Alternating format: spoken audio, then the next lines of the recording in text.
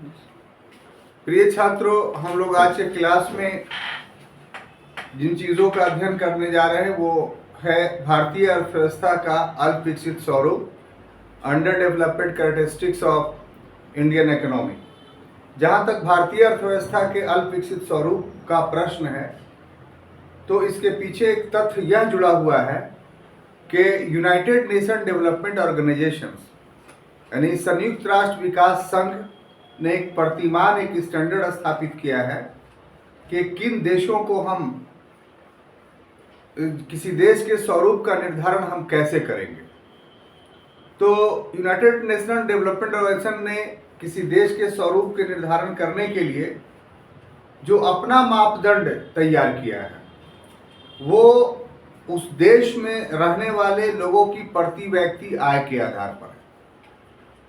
और प्रति व्यक्ति आय के आधार पर जो यूनाइटेड नेशन डेवलपमेंट ऑर्गेनाइजेशन ने निर्धारण किया है वो ये है कि उसने 3 विभाजन किया है। कितना? 3। यानी सारे देशों को 3 कैटेगरीज में, 3 वर्गों में रखा है और 3 वर्गों में रखने का जो उसका आधार है वह है प्रति व्यक्ति आय यानी पर कैपिटा इनकम। इसके तहत उसने कहा कि जिन देशों का राष्ट्रीय आय $1035 से कम है, $1035 का अर्थ क्या हुआ? प्रति वर्ष, प्रति दिन या प्रति माह, इसको नहीं लेके चलिएगा। किसी भी देश में रहने वाले नागरिकों का प्रति व्यक्ति आय यदि $1035 प्रति वर्ष से कम है तो ऐसा राष्ट्र अल्प विकसित कहलाएगा, अंडर डेवलप कहलाएगा। कोई कंफ्यूजन नहीं। उसके बाद उसने कहा कि जिस देश का प्रति व्यक्ति आय $1035 से लेकर करके $12,616 के बीच है वैसा देश विकासशील देश कहलाएगा, डेवलपिंग कंट्री। यहाँ पर छात्रों इन शब्दों का अर्थ समझने की जरूरत है कि अल्प विकसित का अर्थ क्या हुआ और विकासशील का अर्थ क्या हुआ।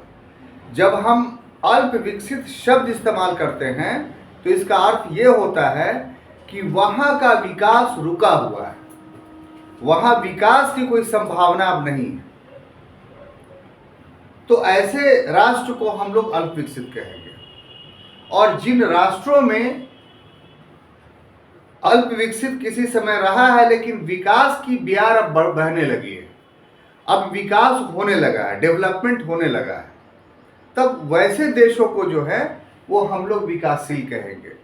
एक प्रतिमान ये भी है, सिर्फ प्रति व्यक्ति आय ही प्रतिमान नहीं है, लेकिन विकास रुका हुआ है और विकास होने लगा है। ये जब नापना होगा तो हम लोग पर कैपिटा इनकम को देखना पड़ेगा, क्योंकि कैसे आप बोलिए कि विकास रुका हुआ है। तो यदि एक लंबे वर्षों तक $1035 से कम ही है तो आप बोलिएगा विकास रुका हुआ है। किसी की आय अगर रुकी हुई है ₹10 20 साल से तो आप बोलिए कि वो व्यक्ति डेवलप नहीं कर रहा है, अंडर डेवलप है।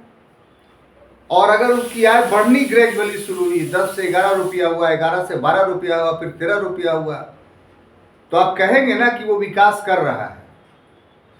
तो उस परिस्थिति में उसको विकासशील आप बोलेंगे। अब तीसरा कैटेगराइजेशन, वर्गीकरण उसने जो किया कि जिस देश का प्रति व्यक्ति राष्ट्रीय आय $12,616 से अधिक है तो वैसा देश जो है विकसित देश है, डेवलप्ड देश है। अब यहां पर विकसित देश को एक दूसरे एंगल से भी देखा गया है कि विकास का मतलब क्या होता है। कि अंतर्राष्ट्रीय स्तर पर जो बहुत ज्यादा विकसित देश है तो उनके यहाँ जो स्तर है जीवन का, जीवन जीने का, वस्तुओं के प्रयोग करने का, तो उस स्तर को कोई अगर प्राप्त कर लेता है उसके बाद विकास संभव नहीं है। दूसरे शब्दों में कहिए कि नवीन तकनीक के माध्यम से सभी उत्पादित वस्तुओं का जो देश प्रयोग कर रहा है तो हम उसको विकसित देश बोलेंगे, डेवलप्ड कंट्री बोलेंगे।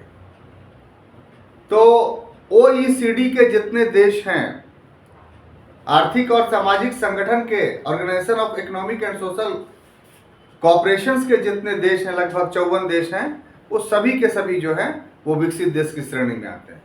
जैसे अमेरिका, ब्रिटेन, यूरोप के अधिकांश देश, ये सब के सब कौन है? विकसित देश। तो अल्प विकसित, विकासशील और विकसित, ये 3 वर्गों में जो देश को बांटा गया है, ये देशों को वर्गीकृत किया है। हमारा भारत कहाँ है? तो स्वाभाविक रूप से हम प्रति व्यक्ति डॉलर में आय के आधार पर देखेंगे, जो यूएनडीपी ने निर्धारित किया है। तो 2010 में जो यूएनडीपी ने निर्धारित किया है भारत का प्रति व्यक्ति आय डॉलर में, वो $1530 प्रति वर्ष प्रति व्यक्ति। क्लियर?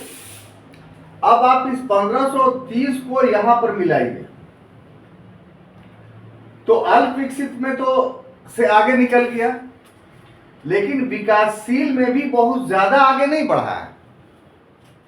बात समझ में आ रही है?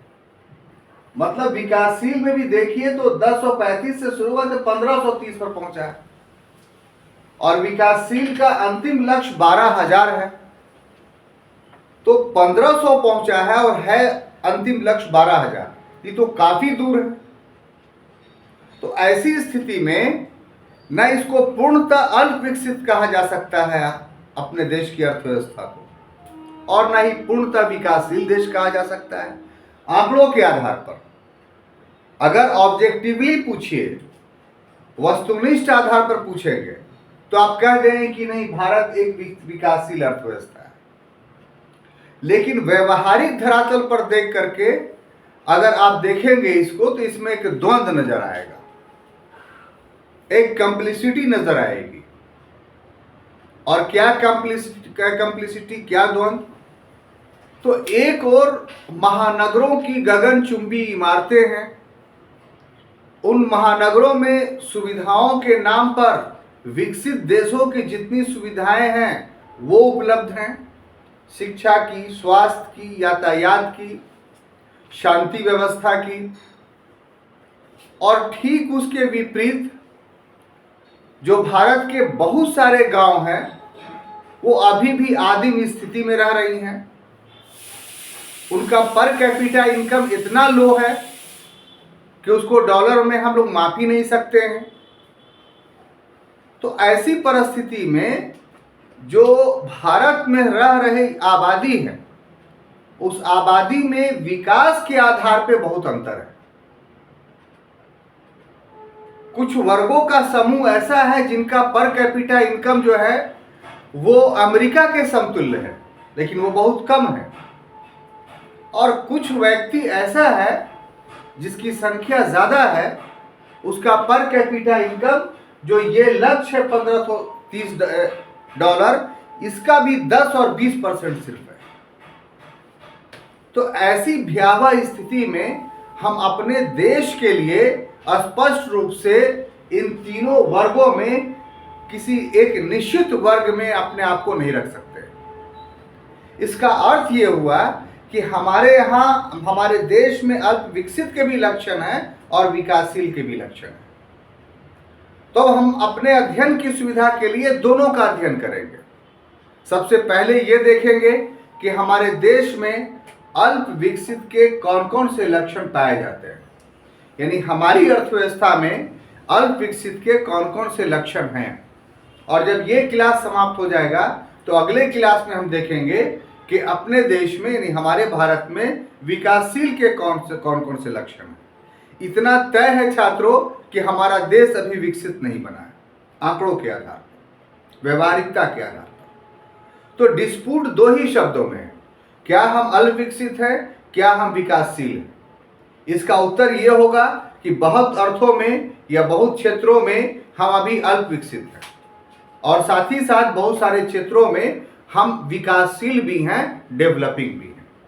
तो दोनों शब्दों के कैरेक्टरिस्टिक्स के आधार पे अपने अर्थव्यवस्था का हम लोग अध्ययन करने जा रहे हैं। ठीक है, तो इसमें कुल 10 पॉइंट है, 10 ऐसे बिंदु हैं जिन बिंदुओं पर अपने देश के अर्थव्यवस्था को अल्प विकसित हम प्रमाणित करेंगे। आपसे निवेदन है कि सभी बिंदुओं को गौर से समझिए।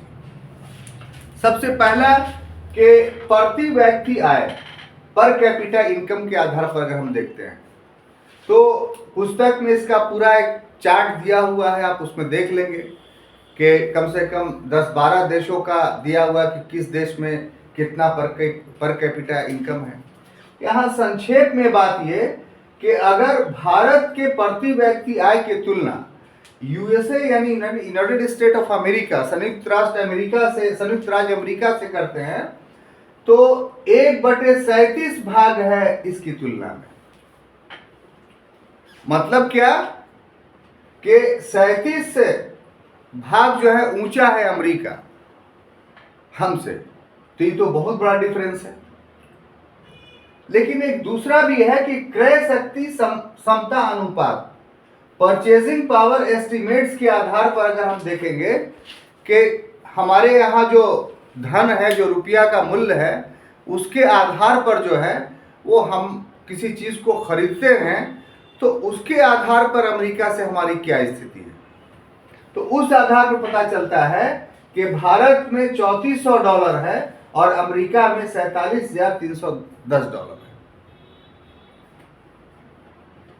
तो ये एक बहुत बड़ा अंतर है, एक छोटा मोटा अंतर नहीं है। इस आधार पे हम कह सकते हैं कि भारत में अधिकांश लोगों का प्रति व्यक्ति आय विकसित या विकासशील देशों के प्रति व्यक्ति आय से बहुत ही कम है। इसलिए भारत एक अल्प विकसित अर्थव्यवस्था है। अब देखिए दूसरा, पॉवर्टी, निर्धनता। तो निर्धनता को बहुत अच्छे ढंग से समझिए। ऑब्जेक्टिवली बहुत क्वेश्चन आता है, एक कंफ्यूज सेक्शन है इसका। हमने कोशिश किया है कि आंकड़ों को स्पष्ट रूप से आपके सामने प्रस्तुत किया जाए और उसकी व्याख्या किया जाए। तो जहां तक व्यापक गरीबी बाद में, निर्धनता बाद में, उसके पहले टॉपिक है आय का अन्यायपूर्ण वितरण, यानी इन इक्वेलेट डिस्ट्रीब्यूशन ऑफ वेल्थ। जो देश में संपत्ति है उसका बराबर बंटवारा नहीं है। जैसे ये जो हमने लिखा है कि $3400 प्रति व्यक्ति है, तो अगर $3400 प्रति व्यक्ति है तो इसका मतलब कि हर व्यक्ति की आय होनी चाहिए इतनी, क्रय शक्ति होना चाहिए। तो क्या क्रय शक्ति है इतना? अगर हम लोग प्रति व्यक्ति आय $1530 है तो सभी व्यक्ति की होनी चाहिए। तो ऐसा नहीं हमारे देश में कि सभी व्यक्तियों की $1530। $1530 का मतलब समझते हैं? 1530 को 70 से आप गुना कीजिए, अभी 70 रेट चल रहा है, तो कितना हो जाएगा? 1530 को 70 से हम करते हैं तो ये तो 0000 हो गया। 7 2 7 21 के एक हाथ में रहा 2, 7 5 35, 2 37 के साथ हाथ में रहा 3, 7 1 7 3 10, यानी हो गया 101010, यानी 1,07,010 रुपया।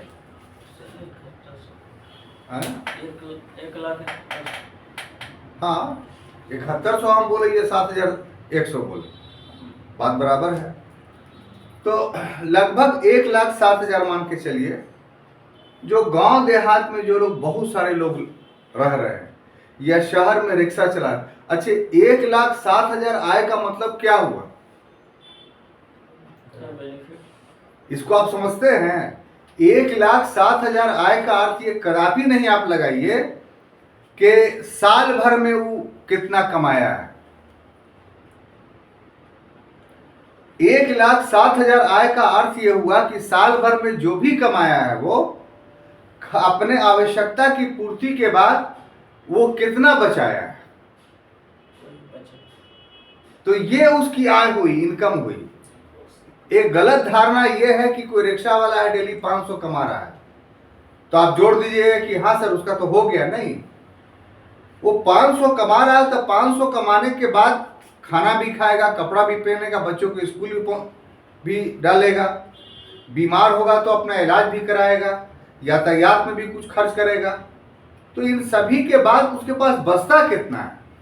तो आप ही ईमानदारी पूर्वक बोलिए कि गांव देहात में रहने वाला लोग जो खेतों में काम कर रहा है, या जो मजदूरी कर रहा है, या जो कारखानों में काम कर रहा है, या जो रिक्शा ठेला चला रहा है, तो उसके पास साल भर में इतना रुपया आ जाता है? नहीं आता है। तो जब नहीं आता है तो ये $1530 का लक्ष्य आप खुद निर्णय कीजिए कि कैसे पूरा करता होगा। सभी जनसंख्या तो पूरा नहीं कर पाती होगी। तो ऐसी परिस्थिति में देखिए, अगर जो आंकड़े, ये भी आंकड़े जो है वो बहुत एप्रोप्रिएट नहीं है, क्योंकि जो आंकड़े उसको नेशनल सैंपल सर्वे ऑर्गेनाइजेशंस के द्वारा प्राप्त होते हैं, उसके आधार पर एक अनुमानित तथ्य है।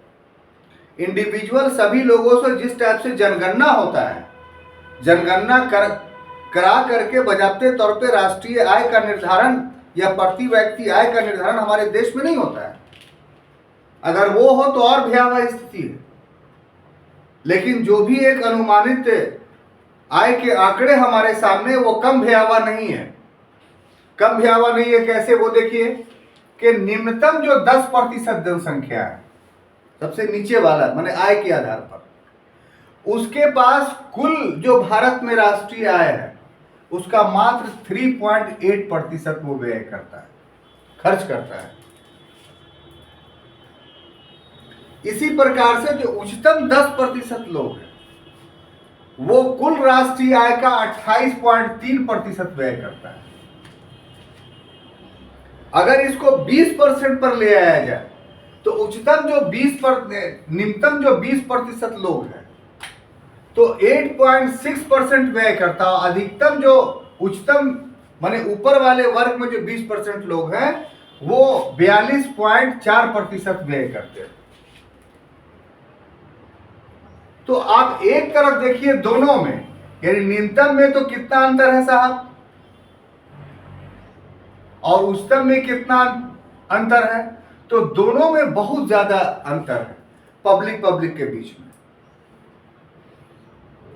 इसको गिनी सूचकांक के आधार पर भी हम लोग देख सकते हैं। भारत में राष्ट्रीय आय का जो वितरण है उसमें असमानता का गिनी सूचकांक क्या है कि गिनी सूचकांक 1 से लेकर के 100 अंकों तक गिना जाता है। क्या चीज? 1 से लेकर के 100 अंकों तक। अगर 1 पर है तो इसका मतलब उस देश में समानता नहीं है, असमानता नहीं है, सभी लोगों के पास समान दौलत है। और जैसे जैसे गिनी सूचकांक बढ़ता जाएगा, अगर मान लिया 100 तक पहुंच गया, तो आप कह सकते हैं कि घोर असमानता है, सारा दौलत एक ही हाथ में केंद्रित हो गया, बाकी सभी लोग उसके गुलाम। तो गिनी सूचकांक से भी जो नापा गया हमारे देश को, वो हमारा गिनी सूचकांक जो है वो 33.4% है। इसका मतलब कि एक बहुत बड़ा समानता हमारे इसमें है, देश में है।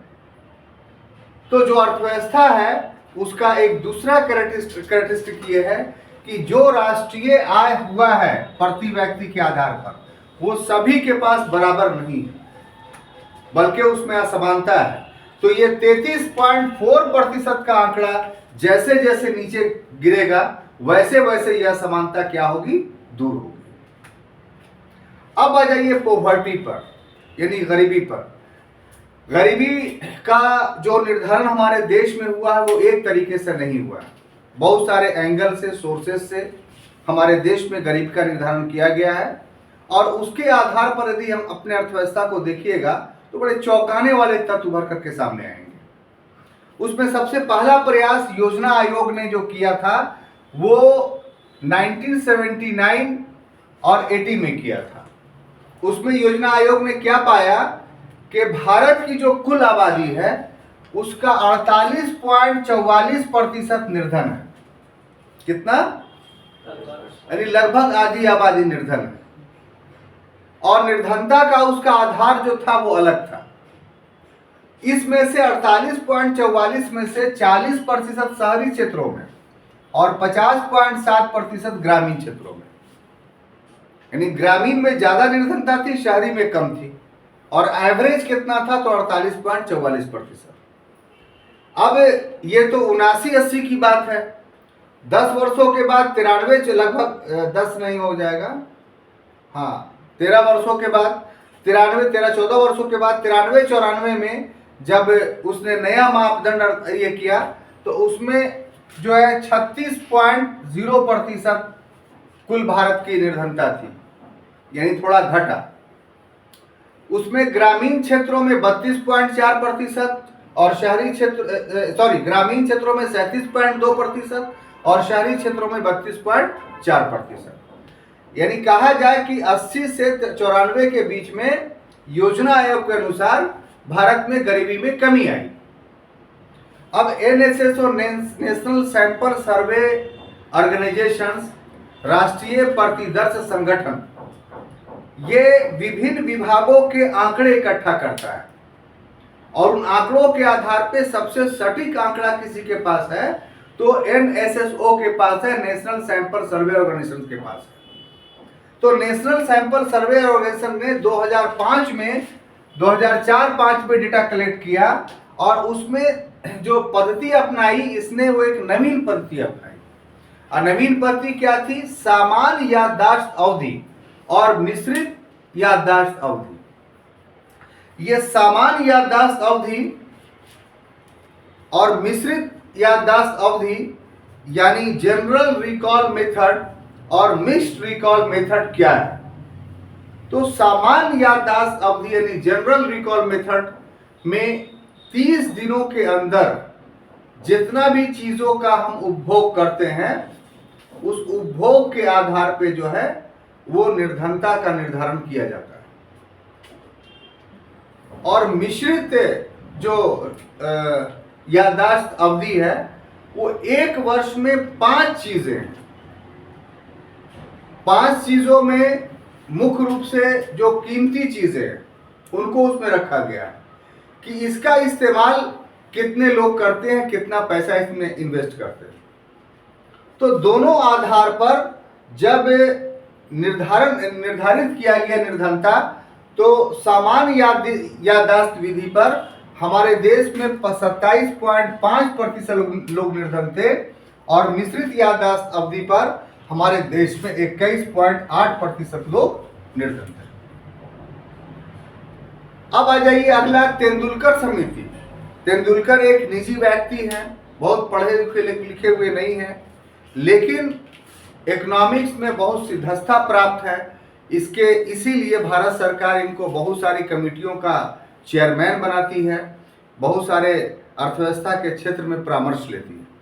तो तेंदुलकर ने निजी आधार पर 2004-5 में जो आंकड़े एकत्र किए उसमें 37.2% जो है वो बताया कि भारत में लोग गरीब हैं, जिसमें 41% शहर में और 25.7% कहाँ? ग्राम में। फिर उसके बाद नेशनल सैंपल सर्वे ऑर्गेनाइजेशन भी नवीनतम है, इसके बाद नहीं हुआ 2009-10 का। अब देखिए इसने क्या किया कि आधार को ही घटा दिया, नापने का जो आधार था उसको घटा दिया। इसने कहा कि ग्रामीण क्षेत्र में कोई व्यक्ति अगर 22 रुपया 40 पैसा प्रतिदिन कमाता है तो उसको हम गरीब नहीं मानेंगे। 22 रुपया 40 पैसा से कम कमाता है अगर, तब उसको हम गरीब मानेंगे। इसी प्रकार शहरी क्षेत्र में कोई व्यक्ति अगर 28 रुपया 60 पैसा से कमाता है या उससे अधिक कमाता है तो उसको हम निर्धन नहीं मानेंगे, और 28 रुपया 60 पैसा से कम कमाता है तो उसको हम निर्धन मानेंगे। अब छात्रों आप ही फैसला कीजिए कि कोई भी व्यक्ति अभी के समय में हो, चाहे शहर में हो चाहे देहात में हो, क्या 22 रुपया और 28 रुपया में वो दिन भर का भोजन भी कर पाएगा? होटल में तो छोड़ दीजिए, अगर वो तीनों टाइम भोजन अगर 22 से 28 रुपया में घर पर बनाना चाहेगा तो क्या इतने रुपये में वो घर पर भोजन, जो एक संतुलित बैलेंस डाइट कहलाता है, जिसमें 5 अवयव यानी कार्बोहाइड्रेट, प्रोटीन, मिनरल्स, विटामिन्स ये सब उपलब्ध हो, क्या इतने कम पैसे में 3 टाइम के खाना में, जिसमें एक संतुलित खाना हो, एक बैलेंस डाइट हो, क्या कोई व्यक्ति आज के महंगाई में कर सकता है? तो आप बोलेंगे नहीं, कभी नहीं कर सकता है। एक व्यक्ति का मिनिमम खर्च जो है, जिसमें बैलेंस डाइट उसको मिल जाए अभी के समय में, तो 100 से 150 रुपये से कम नहीं। अब उसके स्थान पे जो आधार बताया गया है 22 रुपये 28 रुपये, काफी कम। तो उस आधार पे सरकार ने कहा कि हमारे यहां निर्धनता जो है घट करके 29.8%, जो कि सरासर गलत है। आधार को आपने चेंज कर दिया, इसलिए निर्धनता कम हो गई। इसका प्रमाण क्या है कि ह्यूमन डेवलपमेंट इंडेक्स जो यूनाइटेड नेशन डेवलपमेंट ऑर्गेनाइजेशन जारी करती है प्रति वर्ष, तो ह्यूमन डेवलपमेंट इंडेक्स में यह कहा गया, वो हर देश के लिए अलग अलग जारी करती है, पूरा विश्व के लिए एक साथ जारी करती है। तो भारत के लिए उसने जो बताया कि भारत में 61 करोड़ व्यक्ति, यानी लगभग 1.25 अरब में 61 करोड़ व्यक्ति जो है वो निर्धन है। उसके पास जो स्टैंडर्ड है ह्यूमन डेवलपमेंट इंडेक्स को नापने के लिए, तो उसमें भारत की 53.7% जनसंख्या अभी भी निर्धन है।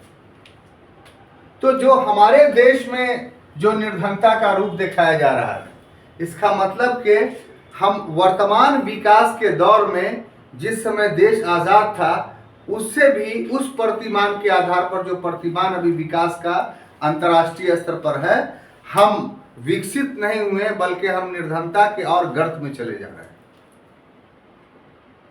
तो ये आंकड़े जो है इस बात को तय करते हैं कि हमारा देश कैसे अल्प विकसित है। क्लियर? अब देखिए चौथा क्या है कि कृषि की प्रधानता हमारे यहाँ। इस टॉपिक को जानने से पहले एक चीज जान लीजिए कि कृषि की प्रधानता का अर्थव्यवस्था के स्वरूप में क्या दखल है। यानी स्वरूप को समझने के लिए एग्रीकल्चर को किस दृष्टिकोण से देखा जाता है। तो इसको ऐसे समझिए कि अर्थव्यवस्था के 3 क्षेत्र होते हैं, प्राथमिक क्षेत्र, द्वितीयक क्षेत्र और तृतीयक क्षेत्र। प्राइमरी सेक्टर, सेकेंडरी सेक्टर और टर्शियरी सेक्टर। आपको इसके पूर्व में ही बताया गया है कि कृषि और उत्खनन या उससे जुड़े हुए जितने भी चीज हों, वो सब के सब प्राथमिक सेक्टर में आएंगे। और जो उत्पादन जितना भी चीज हम कर रहे हैं, चाहे वो उद्योग के माध्यम से हो, चाहे मैन्युफैक्चरिंग के माध्यम से हो, वो सब के सब किस में आएगा? सेकेंडरी में। और टर्शियरी में क्या, जितना भी सर्विसेज है, सेवा है, जैसे यातायात, एजुकेशन, संचार, या सेवा क्षेत्र के आज के दौर में और भी बहुत सारे रूप बढ़ गए हैं, जिसमें इंटरनेट है, सबसे बड़ा सर्विस सेक्टर है। तो ये कितना अर्थव्यवस्था में योगदान करता है? तो जो विकसित देशों में देखा गया है, डेवलप्ड कंट्री में, कि वहां इन तीनों क्षेत्रों का जो योगदान का जो प्रतिशत है, उसमें प्राइमरी सेक्टर जो है उसके राष्ट्रीय आय में मात्र 1, 2, 3, 4, 5% योगदान करता है। और सर्विस सेक्टर जो है 70%, 60% योगदान करता है। और उसके बाद जो है 30 से 40% के बीच में सेकेंडरी सेक्टर यानी उद्योग और विनिर्माण क्षेत्र यानी इंडस्ट्री और मैन्युफैक्चरिंग क्षेत्र जो है वो योगदान करता है। तो इसका अर्थ क्या हुआ कि वैसा देश जिसके राष्ट्रीय आय में, नेशनल इनकम में कृषि का योगदान घटता जा रहा है, बहुत कम हो गया, और वहां की एक वृहद जनसंख्या उसमें अब काम नहीं कर रही है, बल्कि जनसंख्या भी 1 या 2% काम कर रही है, तो वैसा देश विकसित देश कहलाएगा। इसका अर्थ ये आप मत लगाइए कि जिस देश में, विकसित देश में, उसके राष्ट्रीय आय में अगर कृषि का योगदान 2% हो, जनसंख्या 2% लगी हुई हो, तो इसका अर्थ ये हुआ कि विकासशील देशों के तुलना में कृषि के क्षेत्र में उसको कम आय हो रही है। उसका पर कैपिटा इनकम इतना अच्छा, उसकी राष्ट्रीय आय इतनी ज्यादा है कि जो उसके राष्ट्रीय आय में 1 और 2% कृषि का योगदान है, वो आपके राष्ट्रीय आय में कृषि के 60 और 50% योगदान से ज्यादा है। बात समझ में आई? नहीं समझ में आई? इसको उदाहरण के रूप में आप समझ जाइए कि मान लिया जाए ए व्यक्ति है, उसके घर की आय 100 रुपया हो, कितना? और बी व्यक्ति है, उसके घर की आय 1000 रुपया हो। अब देखिए उसका जो 100 रुपया है उसमें वो 50 रुपया एग्रीकल्चर से कमा रहा है, ठीक है, और 20 रुपया वो 30 रुपया वो उद्योग से कमा रहा है और 20 रुपया वो सर्विस से कमा रहा है, ए। और जो बी है जिसका 1000 रुपया आमदनी है, वो 60 रुपया कमा रहा है, किससे? तो सर्विस सेक्टर से।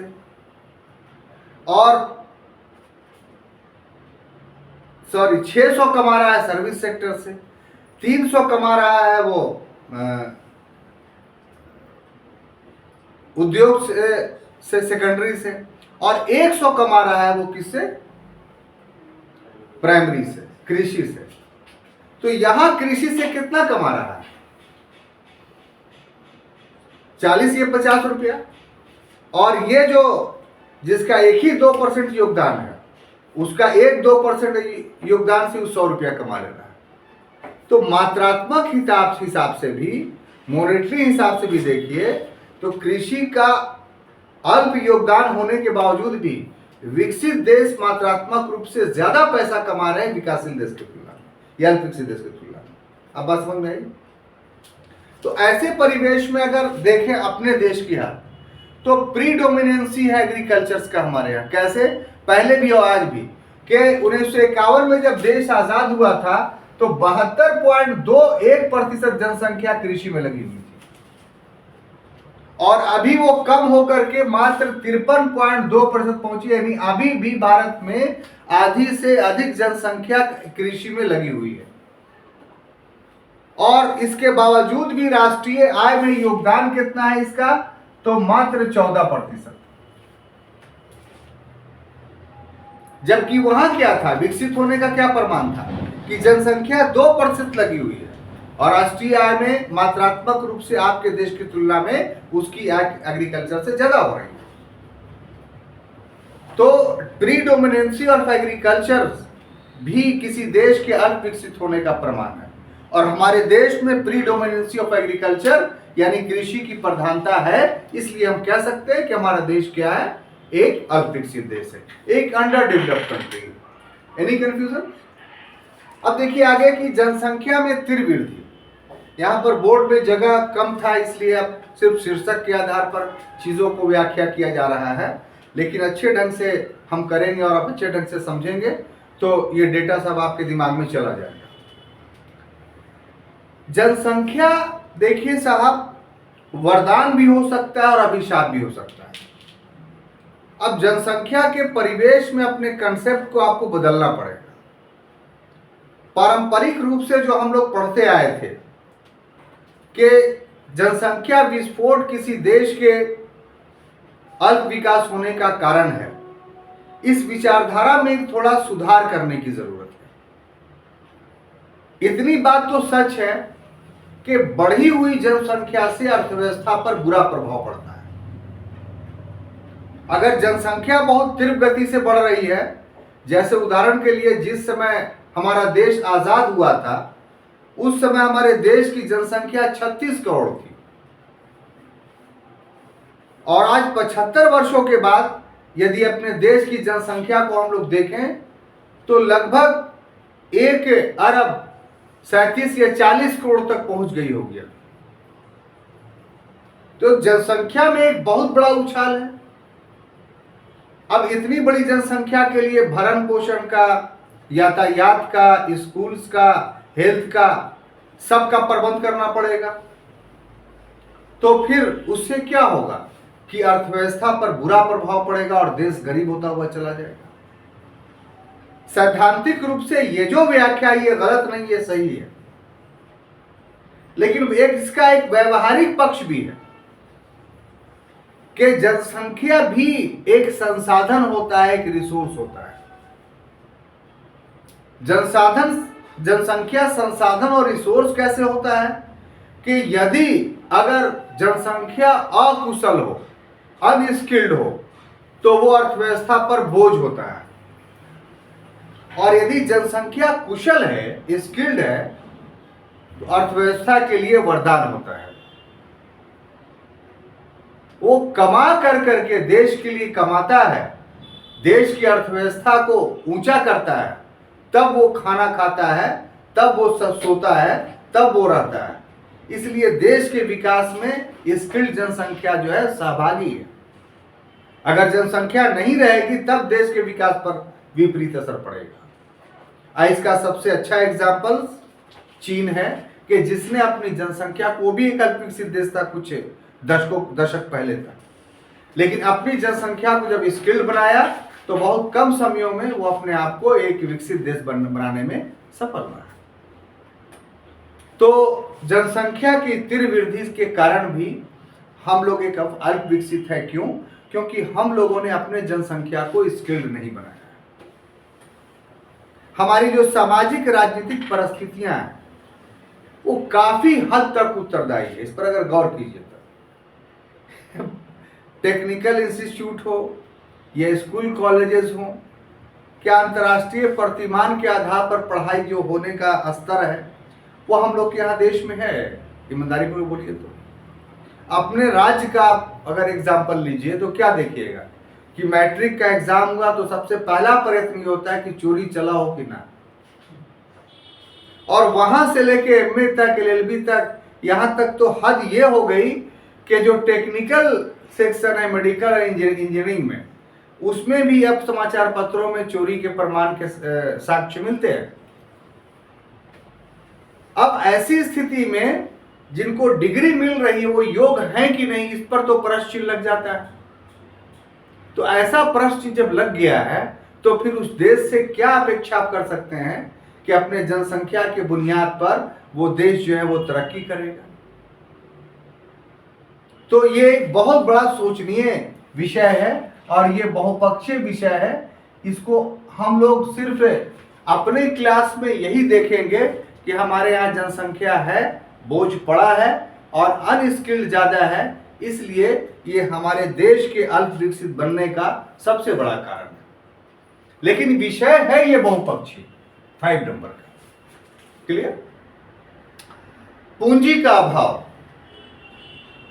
पूंजी का मतलब क्या होता है, कैपिटल का मतलब क्या होता है, पहले इसको समझे जाए। तो अर्थशास्त्र में जिसका भी मूल्य है वो पूंजी है, लेकिन इसके भी डिविजन्स है कि पूंजी में भी 2 प्रकार की चीजें है, एक जिसमें लिक्विडिटी है और एक जिसमें लिक्विडिटी नहीं है। तो जिस पूंजी में लिक्विडिटी है वो पूंजी ही विकास कर सकता है, जिस पूंजी में लिक्विडिटी नहीं है वो विकास नहीं कर सकता है। जैसे उदाहरण के लिए इसको ऐसे मानिए कि आपके घर में हार्ड कैश जो है वो 10,000 रुपया रखा हुआ है, लेकिन जेवर के रूप में पूंजी 10 लाख रुपया रखा हुआ है। हार्ड कैश के रूप में कितना रखा हुआ है? 10,000, लेकिन जेवर के रूप में 10 लाख रखा हुआ है आपके घर में। तो पूंजी तो एक हिसाब से 10,10,000 आपके पास है, लेकिन क्या 10,10,000 में सभी पूंजी में तरलता है, उसका इस्तेमाल आप कर पाते हैं?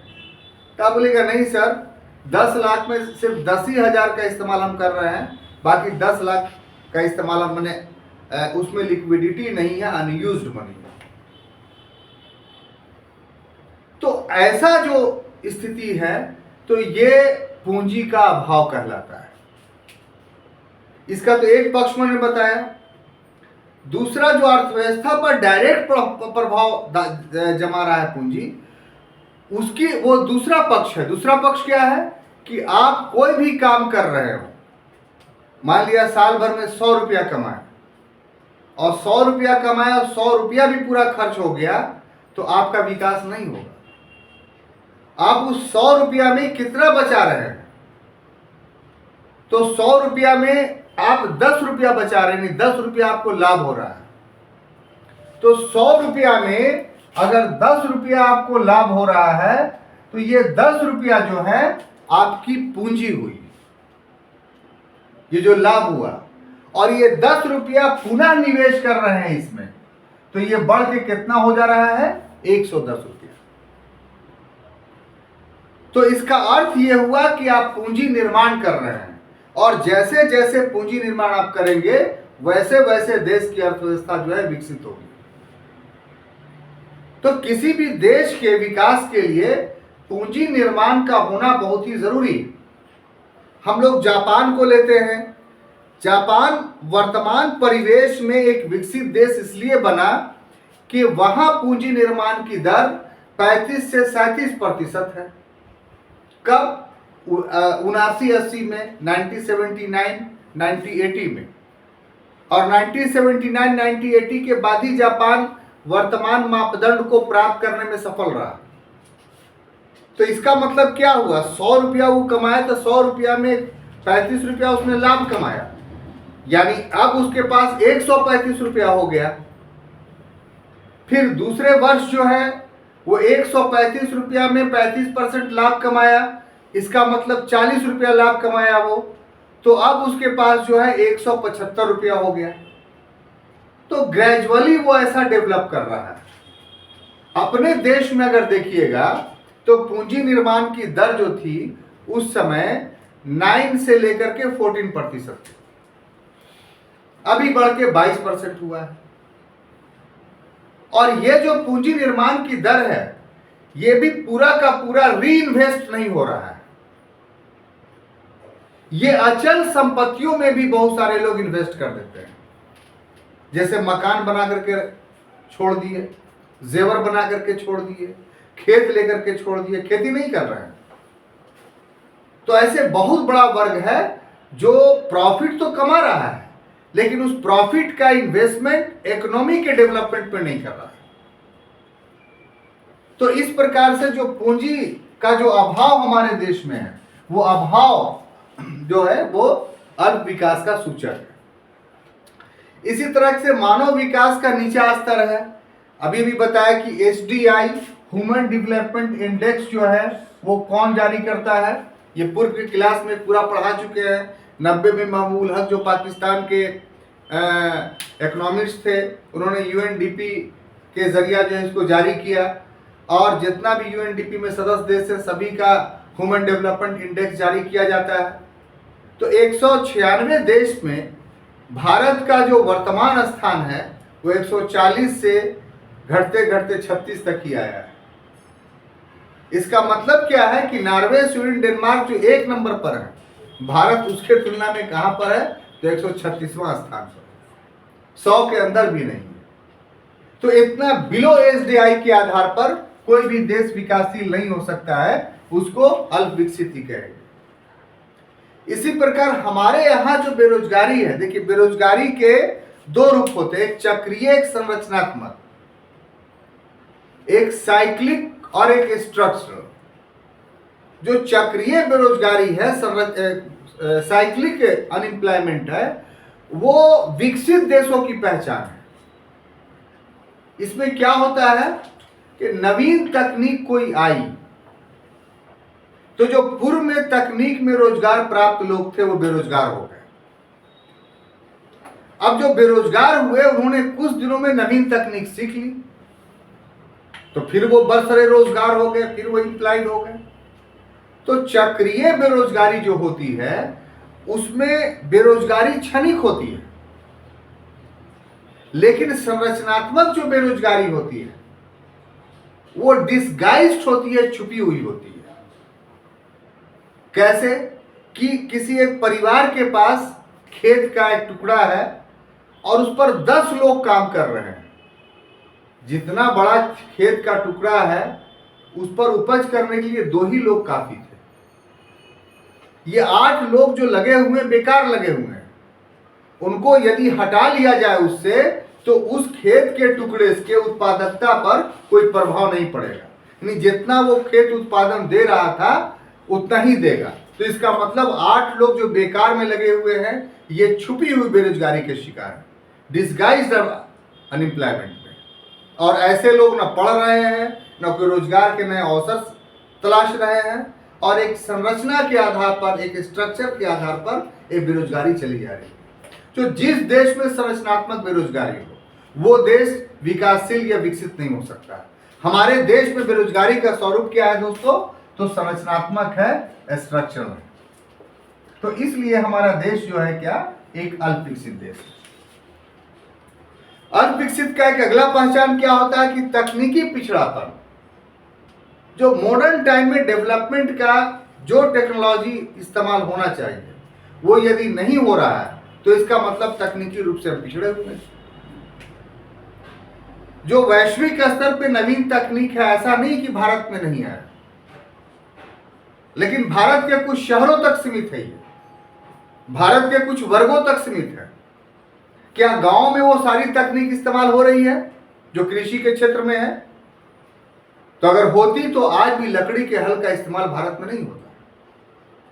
तो इस कारण से टेक्निकली भी हम पिछड़े हुए हैं, इसलिए हम अल्प विकसित हैं। और सबसे महत्वपूर्ण बात कि उद्यमियों का हमारे यहाँ अभाव है शुरू से। इंटरप्रेनर्स यानी जो उद्योग लगाने का खतरा मोल लेते हैं।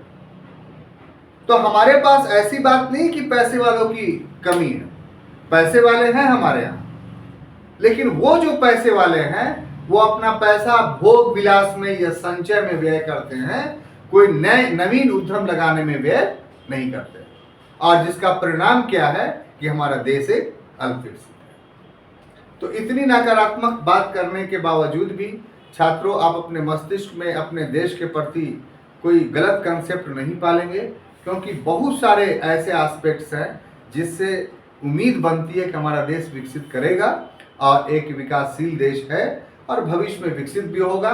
तो उन लक्षणों का वर्णन जो है, जो इसके विकासशीलता के लक्षण हैं, वो हम लोग अगले क्लास में अध्ययन करेंगे। तब तक के लिए धन्यवाद।